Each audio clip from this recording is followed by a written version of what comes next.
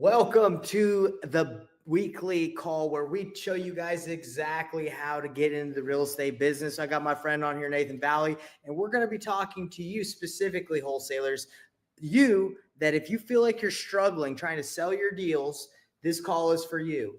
Or if you just want to know the best ways to dispo and sell your deals in 2025, that's specifically what I want to be talking about today. So if you guys are interested in dispoing your deals quickly, that's what this call is about. What's up, Nate? How's it going?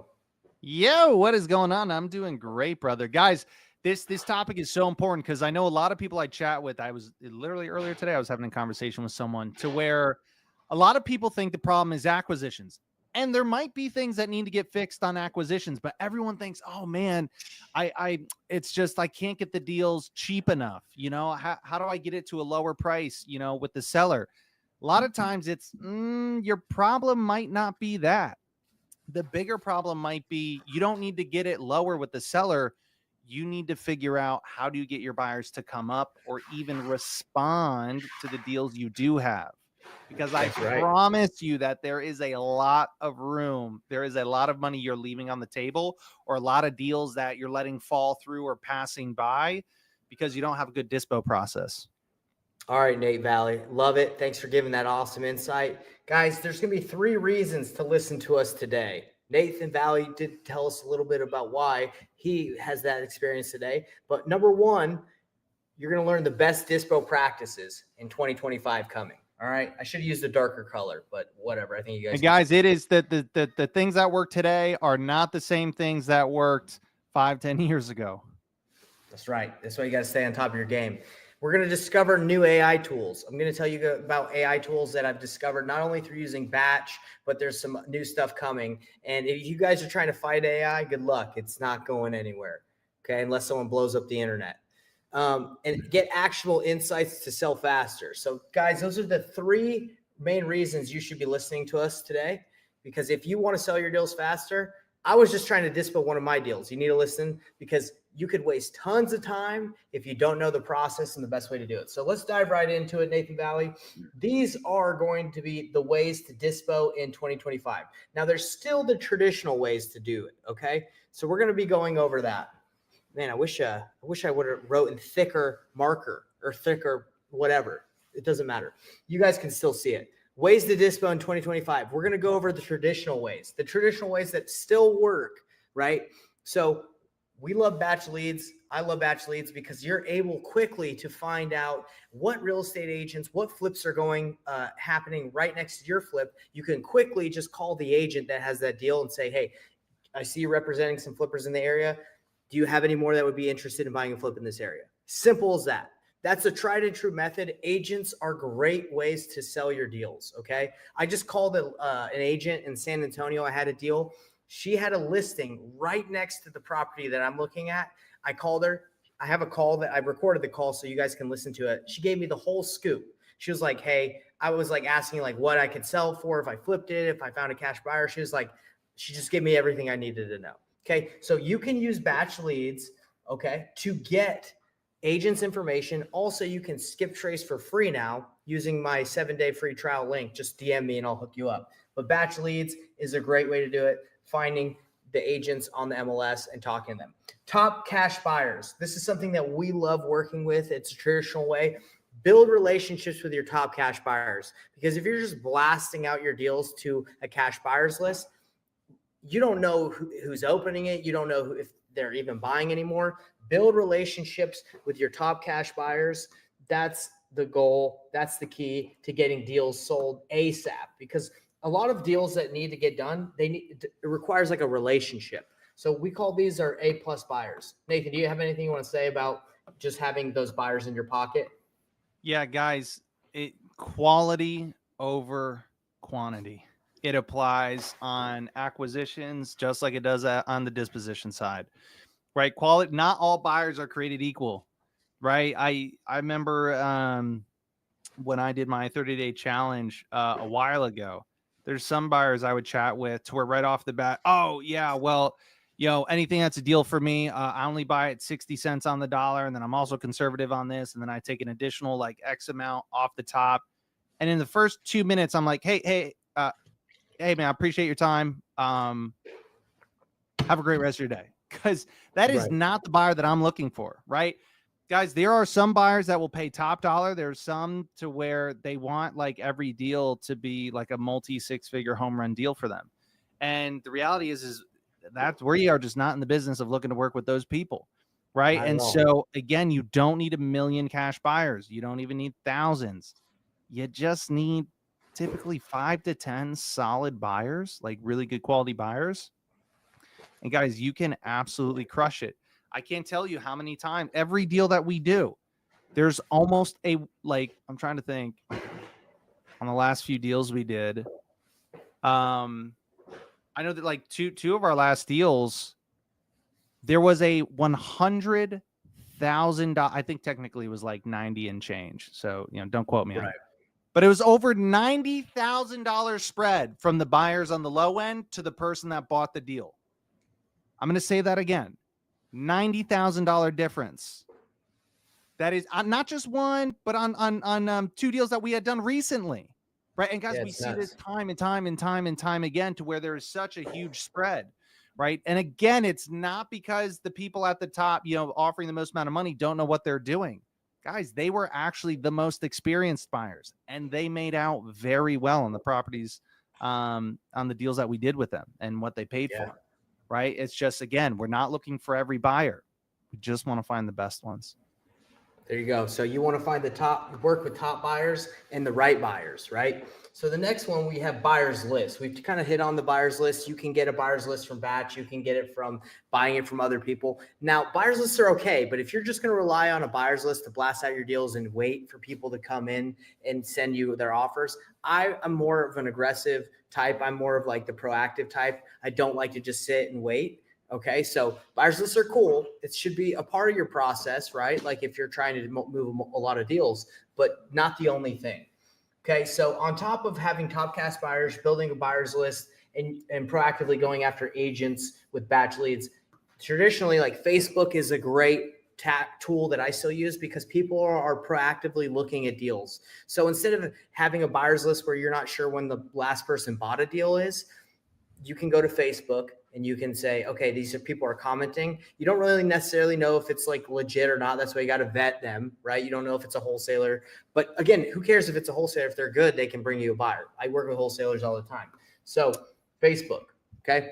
So those are the traditional ways of dispoing your properties. I would say that are my favorites at the moment, okay? And that's just, we haven't gotten into online platforms. So there's still some other ones that we're going to get into, Nate. But do you have anything that you want to say, Nate, before we move on to the online platforms on ways to dispo?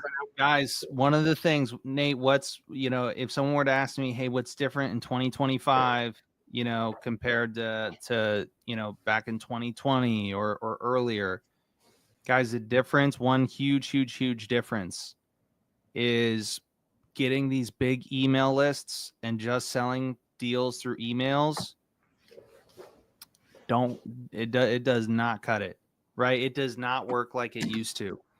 In today's day and age, for us, we talk on the phone to every single we will not work with a buyer unless they get on the phone with it. I don't care what price you say or what. And the reason why is because we have no idea if you're real.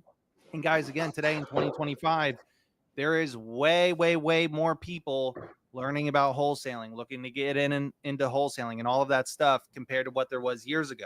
And guys, there's nothing wrong with that. It doesn't mean it's harder or that there's less opportunity. Not at all. I think there's more opportunity than what there was a couple of years ago. It's just you got to adapt and change with the times. And one of those things being in the Facebook groups and online, again, there's nothing wrong. I don't mind working with a wholesaler. Same thing as what Payne said. But I do have an issue if you are a wholesaler and you are pretending to be a cash buyer, right? And you're trying to tell me that you are the buyer and you can do this and you can do that, and you're just trying to tie up my deal, or you're trying to blast it out without my permission, right? And so that's why, guys, again, and especially through online methods, again, like Facebook and whatnot, you're going to get a lot of that. All right. Again, guys, if that's a strategy you do, please just make sure, just let the person know that you're a wholesaler, right? Like nobody really cares. The other thing though is talk to the person on the phone, right? Ask questions, because you're typically going to be able to pull out, hey, is this person legit, or are they just kind of posing to be a buyer? Again, earlier today, I just had a conversation with a person to where it was a wholesaler that they had a conversation with, and they thought it was the buyer, and the wholesaler ended up going behind their back and just, trying to steal and lock up the deal. Went behind their back to contact the person, and then also to lock up the contract. Right. And so it's again, getting on the phone, vet people, right? Huge. And email, Right. not a fan of it. Because the thing, guys, especially in today's day and age, like with the buyers, if you talk to buyers, they'll even tell you, they'll see the same deal 3 or 4 different times from 3 or 4 different people at 3 or 4 different prices. They don't know who's who, and what they said. When they see that, they're like, I'm just not even going to waste my time. Yeah, because they Right. don't And they don't that's know what who. happens If so it makes often. sense. And it's just all the confusion and the email. They're like, I don't even know what company this is. And I get a million emails into my inbox. I don't even know who they're from. Yeah, I not the big fan on email. Again, guys, the kind of mass blast of sending out deals through email and stuff does not work like it used to. Get on the phone, do the unscalable thing, and I promise you'll be so much more effective. You'll have better conversations, and you'll get to find out what are they really willing to pay. Right, because it does change, and we've seen that many times where they'll just give you a crazy number that's low just because they're like, whatever, I'm going to get rid of this guy. But if you stay on them, they're willing to pay more. And just to go off of what Nathan was saying, I actually have a conversation here that I had earlier with someone that had a wholesale deal in Utah that I was interested in. So I just texted him like Nate's saying, and you just tell them what you're doing. Hey, I have some buyers that might be interested. Do you mind if I run it by them? Oh, yeah. This is what the guy said. Yeah, sure. Go ahead and run it by your people. And then I was asking questions like, okay, how much wiggle room is there? Blah, blah, blah, blah, blah. We don't have to get all into it because that's just a different strategy for another time. But if you can get good at dispoing your own deals, you can dispo other people's deals that aren't that maybe they're not that good at it, or maybe they're doing nationwide wholesaling and they're just relying on that email blast, right? Or that online platform to do the work from. And they don't have the relationships, the VIP buyers. They're not willing to call the agents. That's how you can get a leg up on the competition in dispo and at all times. If you're willing to do the work, you can beat out a lot of the competition. What up, And Nate? You got something else to say? One other thing. This is probably the most important thing you guys could get out of this whole video. And there's still a lot more important stuff. So listen up. The most important thing that you need in your dispo process, aside from working and finding the best buyers, just like on the front end with acquisitions, when we find deals, right? When we're talking to sellers, when we're talking to agents or whoever, right? We have a sales process.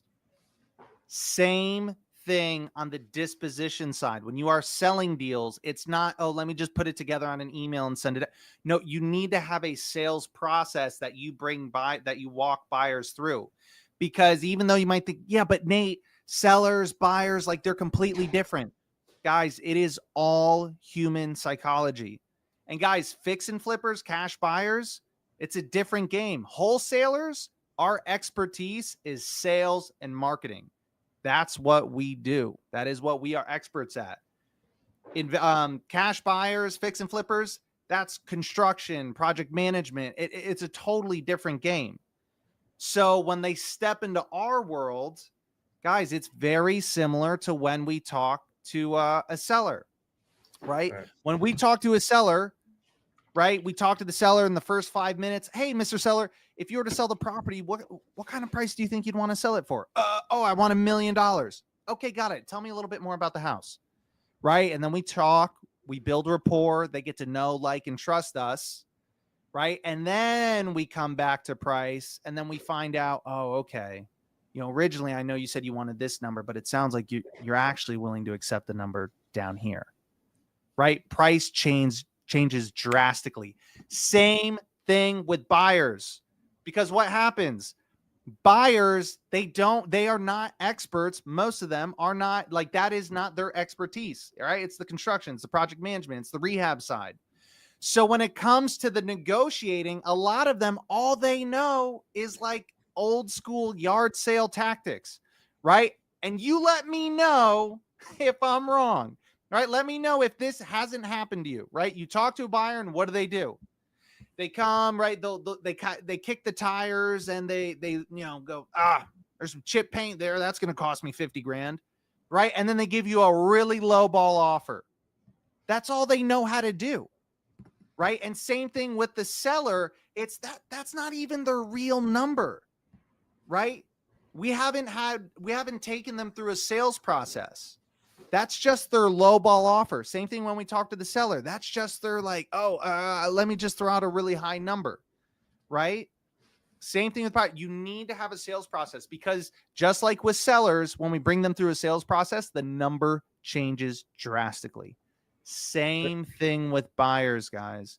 The number changes. I mean, every single deal we do today, the buyer ends up paying $10,000, $20,000, $30,000 more from what they said, originally their top dollar price was.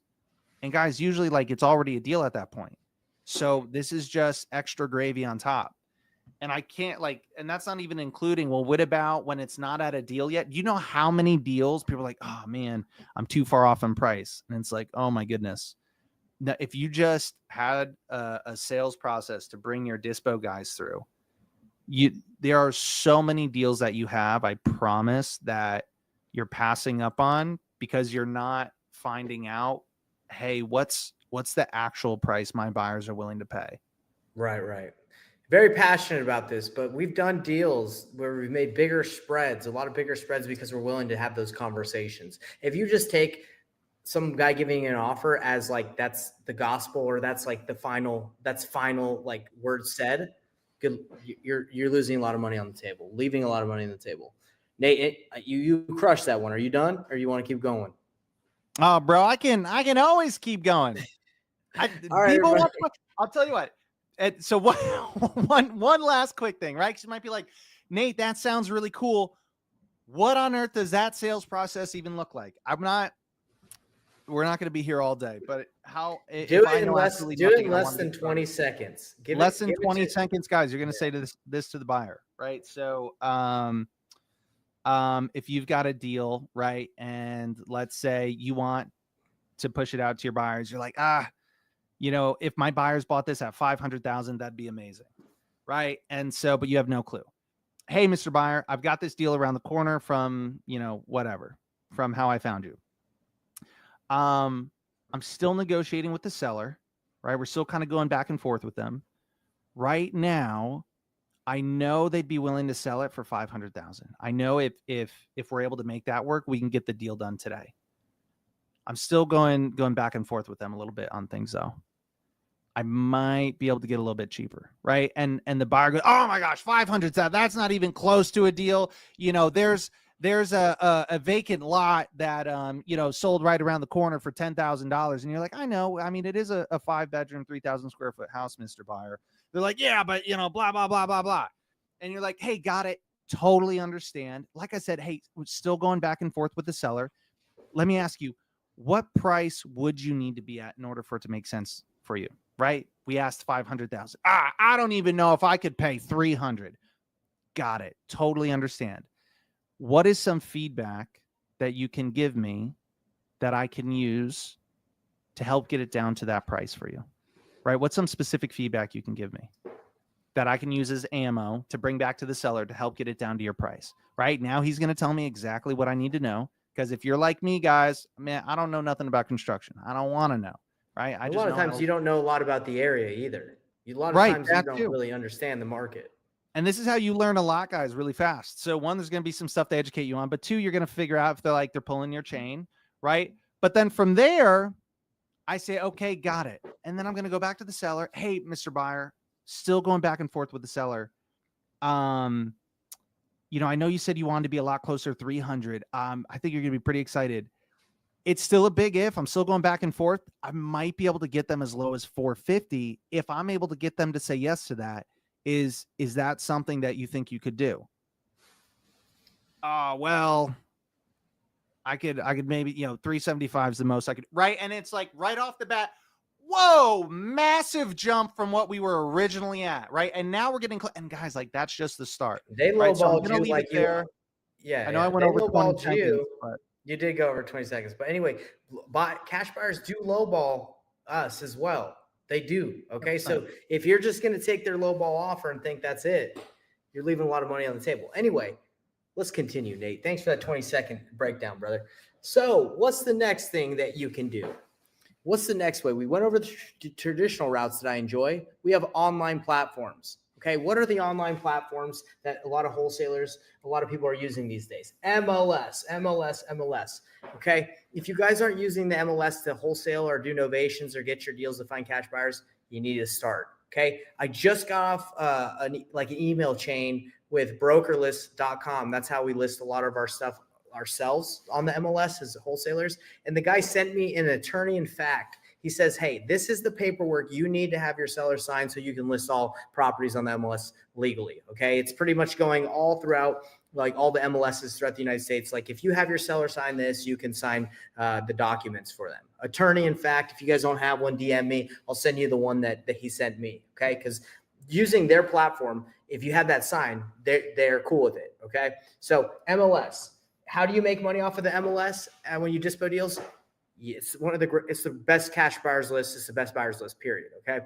You put your deal on the MLS. You can say, hey, looking for cash buyers. You get cash buyers. You assign it to them. You don't need a novation. You don't need anything like that. It's just a traditional assignment agreement.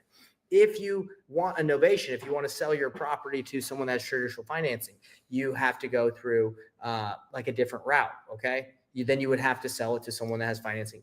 I'm not going to get into all that, but that's why you use the MLS. Okay. Zillow. Do people use Zillow? I never really got into it. The market that I was in wasn't very heavy on Zillow, Facebook, Craigslist, Marketplace. They weren't really into that. But that's something you could do. But one thing that's been getting hit really heavy, guys, like over the last 2 years I've been seeing is these new marketplaces are coming out. You've heard of Investor Lift. I even have my own marketplace through like a partnership with the company. Okay. So I can list deals on these marketplaces and investors will come. But if that's all you're doing, that's not what you should do. You should be proactive about getting deals. Like I showed you with the traditional route of batch leads, calling agents, calling cash buyers, Facebook. But marketplaces are decent. But again, you don't just rely on that. Okay. Because you don't know how often these real estate investors are checking, the flippers are checking the marketplace. You don't want to be basically at their mercy if that one guy who's willing to pay $100,000 more than everybody else just didn't check his computer for those 5 days that you had the deal. That's the problem with what we do a lot. Is like we just think no one's interested when you're trying to dispo for 3 days, right? Or you have a 5-day window. The guy that's probably going to be able to pay that much. Potentially the guy who can pay more than everybody else is on a jet ski in Cabo, right? Like he's just having a good time. So you got to think of it like that, everybody. And by the way, I'm going to pause real quick. Give us a little like or subscribe if you're watching this live. If you like this hard, it really helps the algorithm get this for more people. That is the real enemy out there in the world today. It's the algorithm not letting us get our information out there because I don't know. Like they might be shadow banning me because I'll make a post and it'll get 1 view. Maybe I'm not that cool, but give us a like or subscribe, comment, and just get some action on this live because it helps us out. Nate, do you have anything you want to say when it comes to online platforms to dispo deals? Yeah. Another important piece with the dispo, right? So we talked about the sale process, but also, you'd mentioned, hey, like just posting something once or just reaching out to somebody one time isn't enough. Guys, never again. You can never do that. Stop looking at sellers and buyers as like two totally different, like they're both human beings. Just like sellers, we got to follow up with them 4, 5, 6+ times.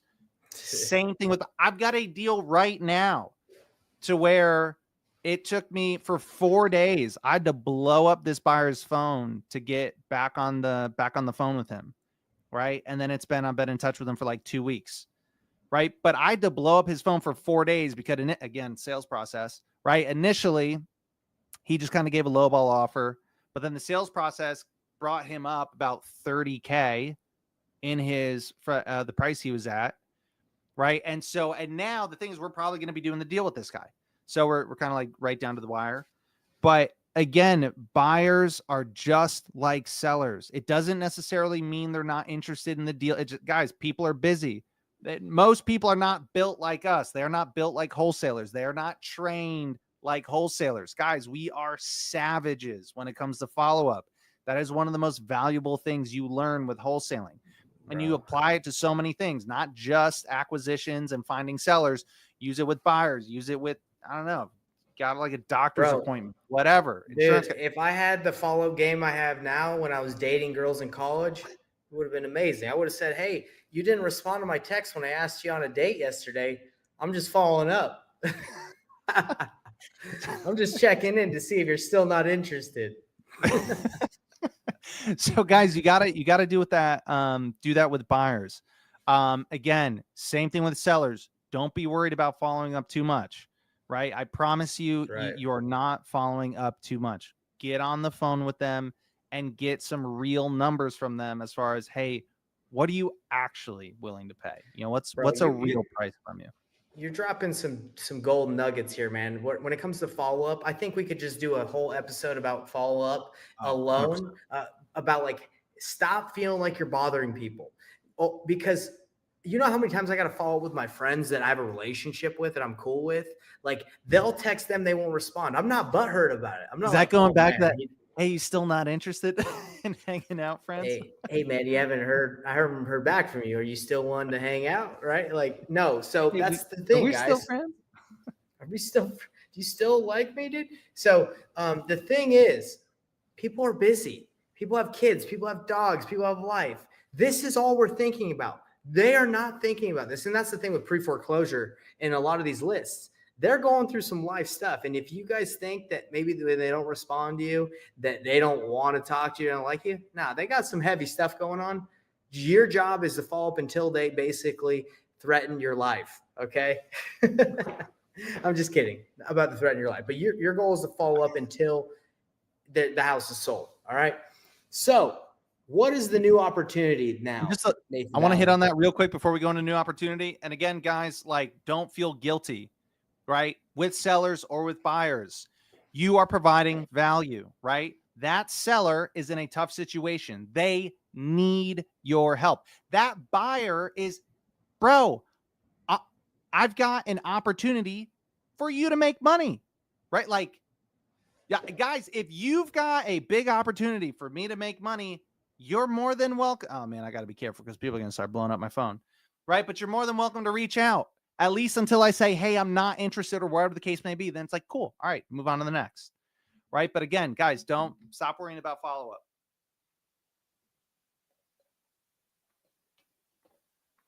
Uh-oh, I think my man froze. All right, he's frozen. We're going solo, guys. So new opportunity. We got AI. We'll see if he comes back in. So I actually have no clue what was written at the bottom arrow, but not sure where he was going with the AI. I really like the old school stuff. Guys, seriously, getting, I'm going to sound like a broken record, but getting on the phone, right? Getting on the phone, having a sales process, right? And then the follow-up. The follow-up is so huge. And again, it's not just going to be getting them on the phone that first time, right? We're going solo, guys. It's not just getting them on the phone that first time, but it's also, it's getting them back on the line, right? Because you might have that initial conversation and they might, yeah, I'll get back to you. Or they give you that initial kind of low ball offer. And guys, again, the follow-up is everything. So many deals fall through. So many people lose out on money because they're not taking the follow-up game with buyers as serious as they do with sellers. Huge misconception. Same thing with the sales process. Your sales process with the buyers, you need to be taking just as seriously as your sales process on the acquisition side. All right, guys, all the work that goes into finding a deal, it is not easy to find a deal, right? So once you have it, well, we want to make sure that we are 100% going to make money, but not just make money. We want to make as much as we possibly can. We want to make sure we are not leaving money on the table. Nation Valley. Sorry, man. That's the problems. That's the problems of living in the country of Canada. Not only the country of Canada, but in the countryside where there's bad internet. Sorry about that, Dude, brother. it's good, man. You were gone. I was like, oh, perfect. I just get to run wild with the mic. Man, everybody knows I love to talk. All right, let's chat about what's this new AI opportunity. I get to run wild without being brought back. All right, love it. Okay, so everybody, the new AI opportunity. What is it, guys? Step back. Let me tell you the truth. If you think AI is going anywhere, it's not going anywhere. Okay, it's here to stay, and it's taken a lot of the repetitious actions that a lot of people do in the beginning of answering like the nuanced questions of like how many beds are in the property, how many in the baths. Like people are training bots, not only bots to do text, but they're training bots to do voice. Okay, so basically, what I've seen with AI is they're saying, hey bot, this is how many beds and baths this property has, this is the condition of the property. Like any question that a buyer would ask, it's basically programming and saying, if someone asks this, respond with this. So Mr. Buyer, price is 300,000. Take it or leave it. I don't know if you've That's talked to funny, these guys. machines, like these AI stuff. It sounds legit, dude. I feel bad for everybody in the Philippines because it's about to take them all out with the AI voice. If you're in a call center, you're in trouble. Okay, so guys, that's what I'm seeing so far with AI is they're training AIs to answer the questions that a lot of the buyers have. Now, could it get better? Potentially. Is it going to reach out to buyers and say, hey, are you interested in still buying? And then it has that conversation and adds people. Yeah. But like I'm not too concerned about this because what actually gets deals done is trust. You cannot trust the bot. Okay. We've all seen AI. We've all seen what is it? I Am Legend. We've seen all the movies where robots get crazy. I think I Am Legend has crazy robots. No, that's zombies. Yeah. What's the one where the iRobot? We've all seen iRobot, AI, the movie with the kid. Look, can't trust them, but you can use them. So where do we come into place? We will use AI. A lot of people are going to start using AI to kind of filter through the tire kickers, and then it's going to filter the people that are really interested to talk to the guys that know what they're doing. Nathan, me, you guys that are out there. So what are the new opportunities for Dispo? It's just going to going to filter people more. That's what it's going to be able to do at the moment. That's what I've been seeing. Now, I'm not an expert in the AI Dispo department, but I am diving in. So if you guys want to learn more about the AI and what's going on, I'm the go-to guy because I'm diving in even deeper this year in 2025 to know how we can leverage technology and AI to help us in the real estate business. So those are the opportunities that I'm seeing with AI. And guys, this was as usual, we got a lot to say. So those are the ways to Dispo in 2025. So basically, if you guys found this information interesting, we run a free training in our Facebook group, our private free Facebook group, Painless Flipping, Wholesaling Real Estate Simplified. We have a free training tomorrow. We're doing a training where I'm going to be giving away my daily routine. One of the hardest things wholesalers have a hard time with is knowing what actions to take every day. So I am sharing you my exact routine, my planner that I use to gauge what I do. If you're interested, join the free Facebook group. We're going to be having the training tomorrow. Or if you aren't a member of the Facebook group, you don't want to search it for some reason, just comment wherever you're watching this. Just comment, I'm in, and I'll make sure you get that link for tomorrow's training. But this is basically what we wanted to talk to you guys today about is going and doing Dispo in 2025, making sure you're active. I will say this one last thing before I go. Hard work will win, okay? I was working hard today. I work hard every day, but today specifically, I called a bunch of agents. I talked to an agent that had a property. Like you can learn a lot by just working. Okay. Like all these strategies, all these techniques, everybody wants to know the silver bullet, like the freaking, just show me the best process. And I've learned it's about intent. Like, why are you doing this? And taking action, massive or perfect action. Cause you're going to beat a lot of the people that maybe they're talented because their process is legit, but you're just going to do deals if you just put in the work. So that's what I got to say. And I appreciate you guys watching this. Nathan Valley, do you have anything else you want to say? I had a soccer coach back in the day that, and I love this saying. He used to always say, "Work rate beats talent every day of the week." And don't get me wrong, talent's important. It does go a long ways, but if you're talented and lazy, it's like, man, good luck. that's capped. Whereas, you know, the hard work, again, guys, and you know, also this is from Alex Hormozy, and I absolutely love it. He talks a lot about, guys, the hard work, it works harder on you than you do on it. It's kind of like when you work out at the gym. Yeah, you might work out really hard at the gym for an hour, but your body's burning calories from that workout the entire rest of the day. Same thing with stuff like this. You might work really hard for, you know, a number of hours making calls, talking to sellers, talking to buyers, whatever the case may be. I promise you, you are getting far more back from that and developing your skills and everything else than, you know, the work putting into it. So, oh, that's encouraging. Hope you guys got something useful out of today. Hold on. Definitely. There should be a link down below. Join, guys, the free Facebook group. The training's in there. It is just in that Facebook group. They're pretty awesome. I'm not gonna lie. And then we even give you a there's a free course with everything that you need to do deals. Like, and yeah, the course is legit. So yeah, join the free Facebook group. Check it out. We'll see you guys there. Yeah. And hey, I just want to elaborate on what you said because it makes me think of something interesting. So when you said hard work and talent, it's the same thing with high IQ. Like a lot of people are born with a high IQ or they're very intelligent just without having to work that hard. But that because you have a high IQ or very intelligent doesn't mean you're going to be more successful than the guy has a low IQ that just puts in the work, right? There's a lot of people that have high IQs, very intelligent, but they're lazy because they're like, oh, I'm so smart, so I'm just going to chill and veg. And a lot of people actually are not that successful a lot of the time when they have high IQ because they rely on that, right? So anyways, I kind of see it the same thing, right? A lot of people probably leave it up to talent, leave it up to intelligent, like high IQs, when guys like me and you, Nate, we got to work hard, you know? Oh yeah, we we got to work real hard. We got to work real hard.